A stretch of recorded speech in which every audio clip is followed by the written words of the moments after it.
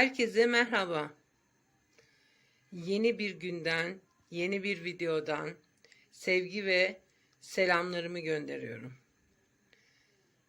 Evet arkadaşlar, bugün Brüksel lahanası yapacağız. Ben şu an tencereme yarım çay bardağı gibi bir sıvı yağ koydum. Kıymamı koydum. Kıymam tabii dondurucudan çıktığı için biraz donmuş. Kısık ateşte bunu eriteceğim şimdi. Kapağını kapatacağım. O bir 15 dakikaya erir. Şimdi Brüksel lahanası. Aslında çok kolay bir yemek. Ya yemeklerin ana teknik kısmını öğrendikten sonra zaten yemek yapmak kolay ve zevkli.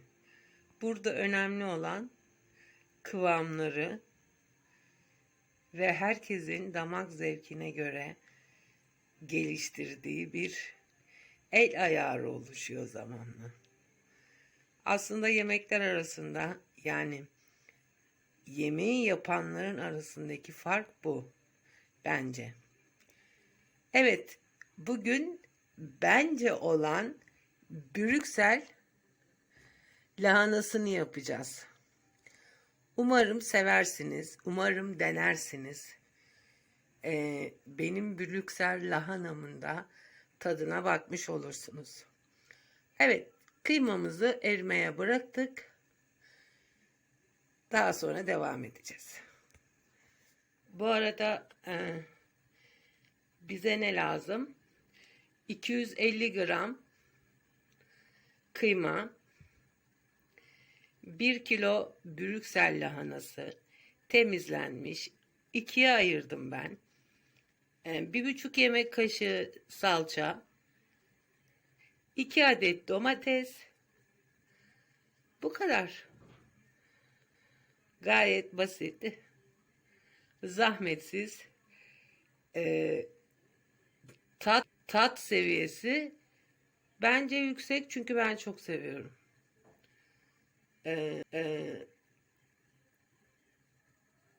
Yemesi zevkli bir yemek olarak görüyorum. Sadece biraz pişirirken bir tık biraz kokusu var, o kadar. Ama bu piştikten sonra kayboluyor, bunu da söylemem gerekir. Evet, sırasıyla yemeğimizi yapalım. Evet, kıymamız eridi. Şimdi tuz ekleyelim biraz. Kıymayı parçalamak için. Tuz ekince biraz kolaylaşıyor. Parça parça oluyor. Topaç topaç olmuyor kıymamız. Evet, şimdi biraz daha kavuralım. Evet arkadaşlar, aynen böyle yani nasıl diyeyim, un ufak olacak, yani topaç topaç olmayacak. Evet, kıymamız pişti. Şimdi salçamızı da ekleyelim. Şimdi evet, ben yani dolu dolu bir yemek kaşığı domates salçası, yarımdan biraz fazla da biber salçası koydum. Şimdi salçamızı kavuracağım. Ondan sonra şeyleri koyacağım. Lahanaları koyacağım. Evet, şimdi arkadaşlar, ya kusura bakmayın, bulaşık makinesi çalışıyor. Çalıştırmış bulundum baştan. Şu an kafasına göre takılıyor, işte kurutma mı yapıyor, su mu alıyor. Neyse. Şimdi salçamız da şöyle bir kavurduk. Brüksel lahanalarımızı koyacağız. Şimdi ben çok büyükleri böyle 4'e ayırdım. Ama genelde 2'ye ayırdım.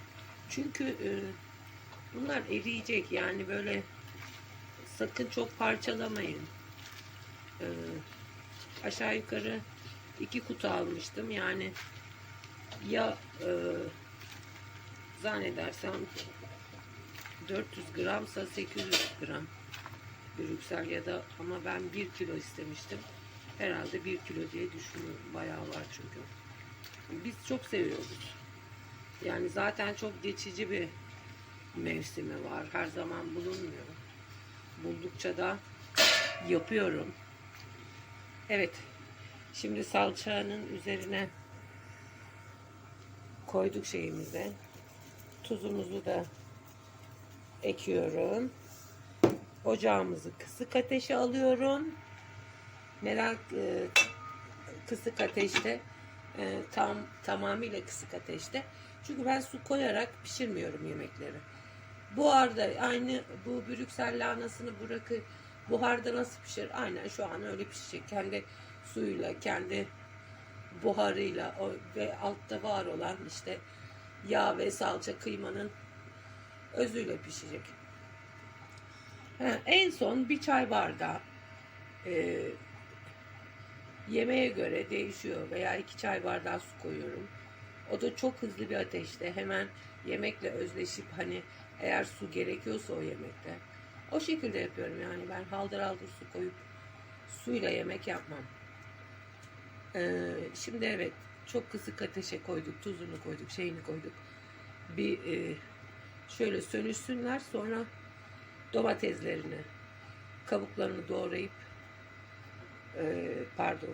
kabuklarını kesip 2 tane domates doğrayıp atacağım içine. Şimdi bekleyelim buharda pişsinler.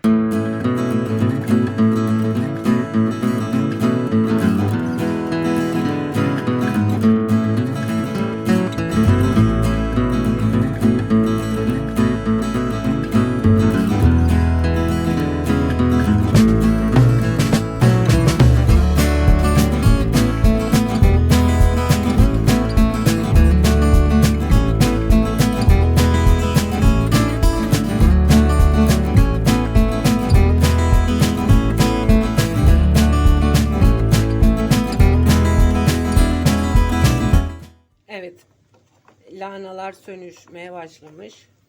Şöyle bir alt üst edelim artık. Kapağımızı tekrar kapatalım. Şimdi biraz daha sönüşmesi lazım. Tekrar kapağını kapatıyorum. Bir 7-8 dakika daha dursun. Domateslerini koyacağım. Evet arkadaşlar. Şimdi doğradığım 2 tane domatesi de koyduk. Acı biberlerimizi de koyuyoruz.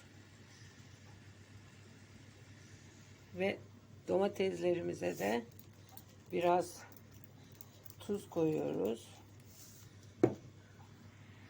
Şahane bir görüntü, çok güzel. Evet. Şimdi ağzını kapatıyoruz ve bir yarım saat, 40 dakika kendi halinde pişecek. Evet arkadaşlar, bakın pişmeye başlamış. Devam etsin bakalım. Şu an bir 8 dakika falan geçmişti en sondan. Dediğim gibi yani bir yarım saat sürecek. Ya da bir 25 dakika. Ondan sonra bir çay bardağı kadar su koyacağız. Fokurdatacağız. Yemeğimiz pişmiş olacak. Evet arkadaşlar, artık bu arada pişme, sotelenme işlemi bitti. Artık daha fazla dağılmadan, ezilmeden bir bardak suyumuzu koyuyorum.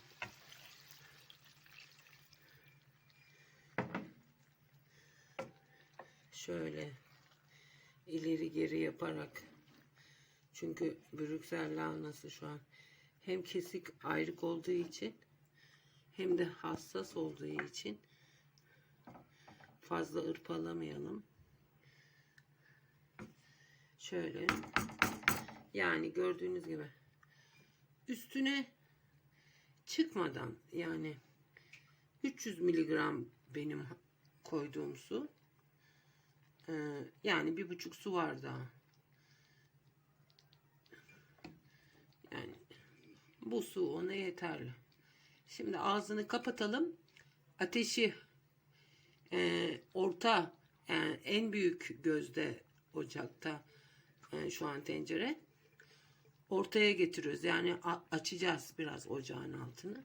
Ateşi hızlandıracağız. Ki güzel fokurdasın. Yemekle özleşsin. Şimdi en büyük gözde olduğu için tam da açmayın. Su birden biter. Orta dereceye getirin. Şöyle bir fokurdasın. Evet arkadaşlar. Yemeğimiz pişti. Aşağı yukarı kaynamaya başladıktan 15 dakika sonra suyu çekildi. Yeteri kadar bıraktım. Lahanalar pişti. Artık kapatıyorum. Yemeğimiz dinlensin. Evet arkadaşlar, yemeğimizi servis ettim.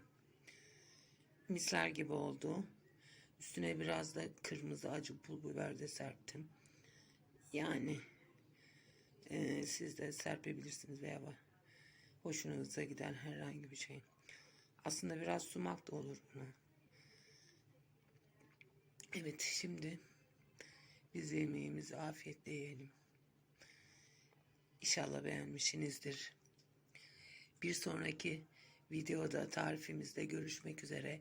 Sevgiyle kalın. Tekrar görüşmek ümidiyle.